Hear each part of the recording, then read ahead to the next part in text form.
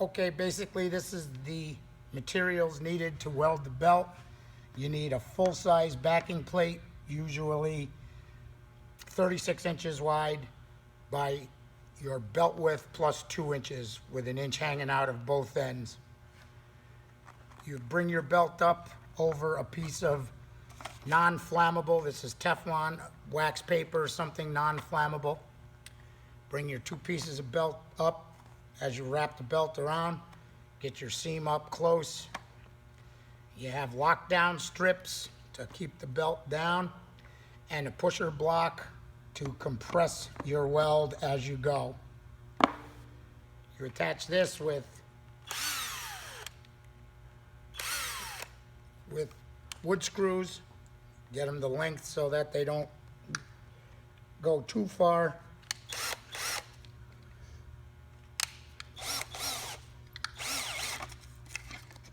Keep them in place.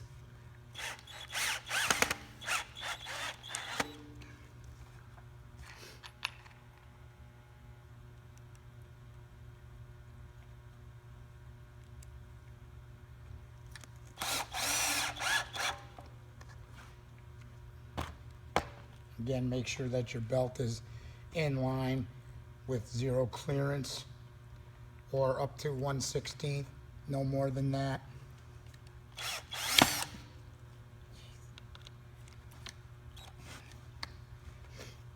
Nice.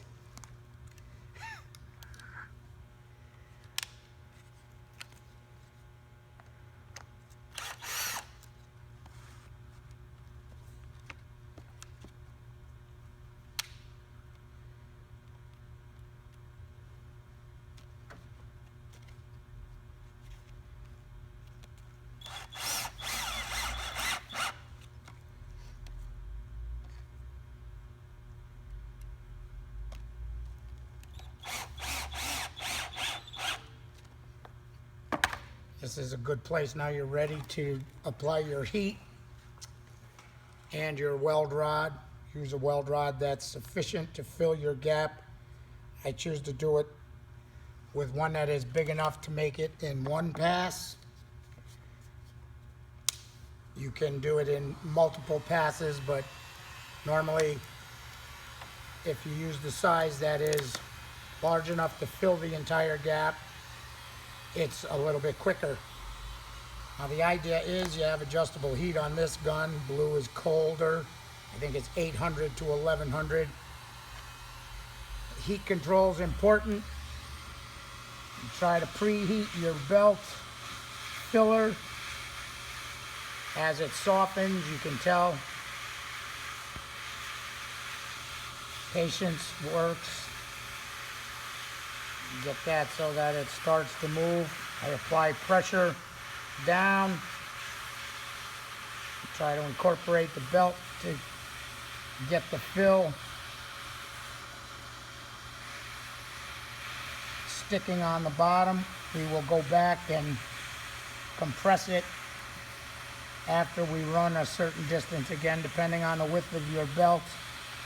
I wouldn't recommend going much more than 8 or 10 inches on top before you return to do your full compression. This again only being a small sample of the belt, we probably can go all the way. Again, you just need to keep the heat controlled. You don't want to liquefy anything too much,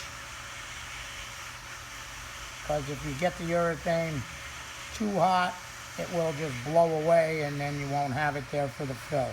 Again, using the spine and the strength of this material to apply pressure down, to try to get it to penetrate as deep as you can for the initial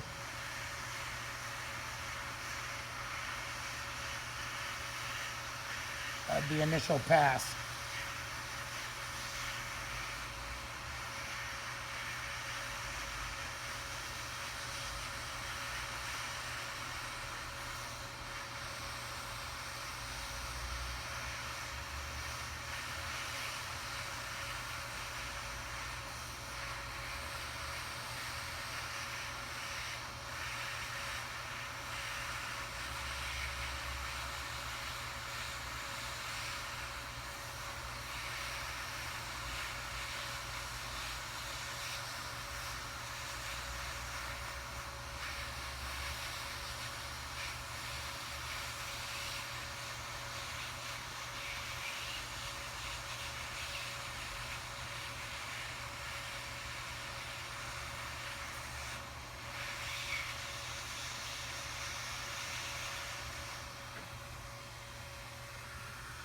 This is the initial top pass.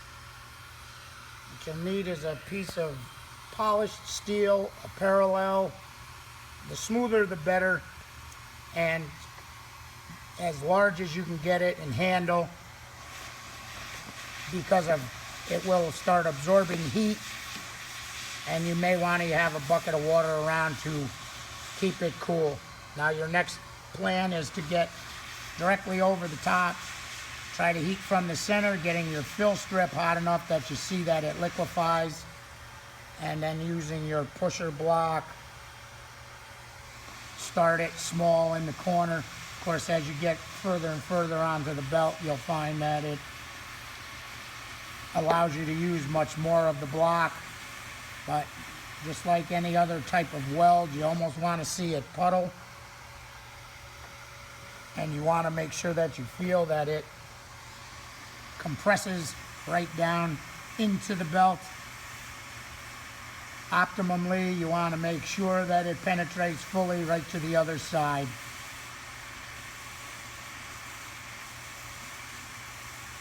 Again, this is a pretty thick piece of rod, so adding enough heat is critical.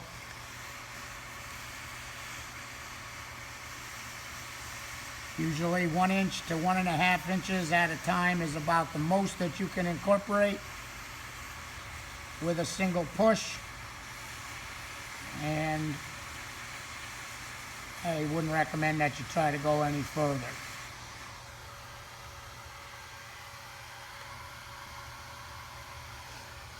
Again, you see that it takes a certain amount of pressing force, so if your belt is in the air, a single piece of plywood may not be suitable. You may have to make some sort of formidable backing if you don't have trays in your machine. I'm not sure. The last time I was at CCM, I believe that there weren't actual metal trays going across the machine, but I could be wrong. But again, you do have to push on it, so the further from the edges it gets, the easier it gives.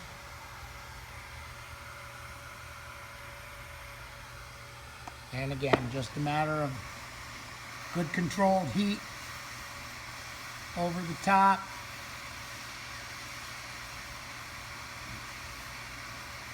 And in small increments, and you should be quite fine with your finished weld.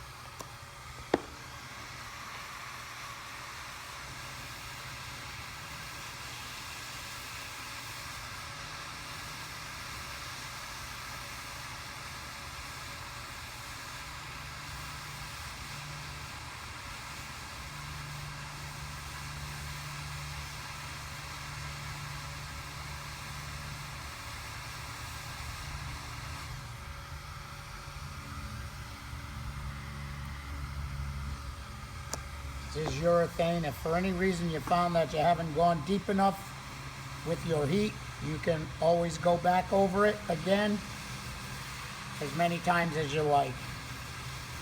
The nice thing about the urethane, you can do your repairs, and if you make any cut throughs or anything, you can actually do the full repair in the same manner.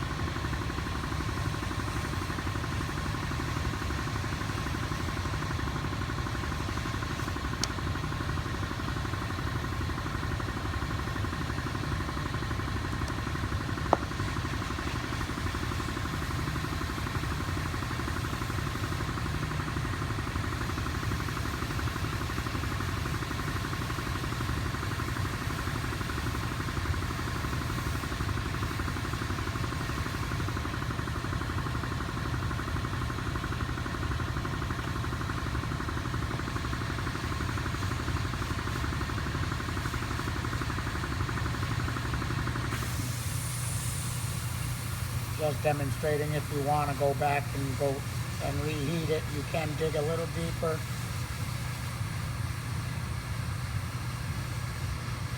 Not necessary sometimes.